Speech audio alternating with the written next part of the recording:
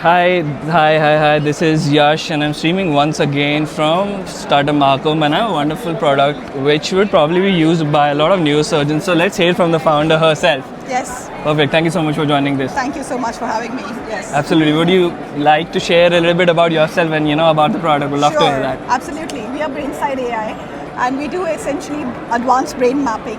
We do a kind of analysis called the connectomic analysis. We are one of two worldwide companies doing this. It allows you to look at things like the functions of the brain. So you're able to look at things like the language function, the attention function, default mode network, all of these, which are then used by neurosurgeons to ensure minimal functional loss for their patients. It's also one of the earliest diagnostics for dementia, and it can be used for rehabilitation of psychiatric patients. Absolutely. And where do you see the most use case for the neurosurgeon? Today we are actually working with neurosurgeons on brain tumor, but they've now started using it for epilepsy and Parkinson cases as well. We've also started seeing uptake from psychiatrists who use it for neurostimulation of their patients.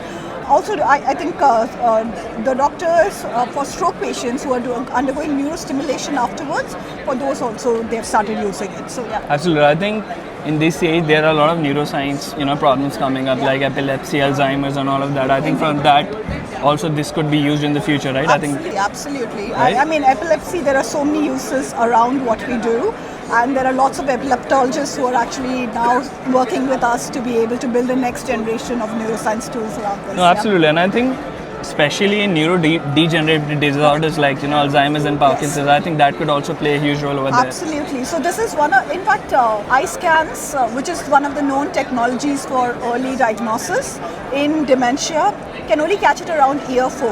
Connectivity patterns can actually catch it around year 0.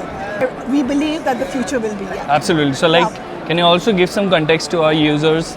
Like what's the, which age can we potentially screen patients for Alzheimer's and Parkinson's? Well, so today I think, so ideally you should be able to screen participants around 55, 50, around that age.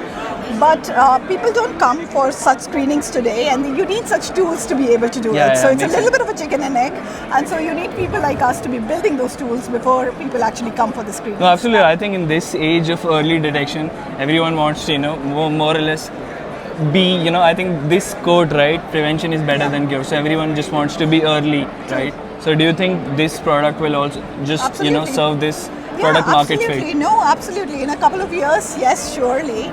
Well, I mean, I think world over there's a move towards early diagnosis of dementia.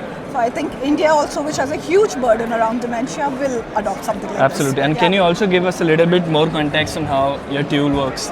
How your tool works? Yeah, absolutely. So we work with hospitals, their radiology departments, their neurosurgeon, neurologists or psychiatrists recommends a connectomic analysis. The radiologist picks up takes the MRI of the patient, sends it to us, we do the advanced analysis and send it back. Absolutely. So when you talk about MRI, do you also think that MRI, just because of the cost issues, do you think that would be an issue in the future? So MRI today is the most high resolution way to look at deeper brain structures. I do believe there are new tools coming out which will be able to pick on these signals at a far less cost. And that's where all the Siemens and the GEs of the world will be moving towards, and we'll get there. Yeah. Absolutely. And any tip for a founder that's potentially building in biotech, deep tech? Well, biotech, deep tech is one of the most exciting things.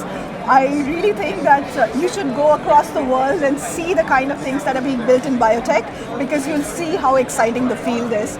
India is now building towards that. There are so many amazing biotech founders here. So I'm looking forward to the next decade. Absolutely. Thank you so much. Thank you so much.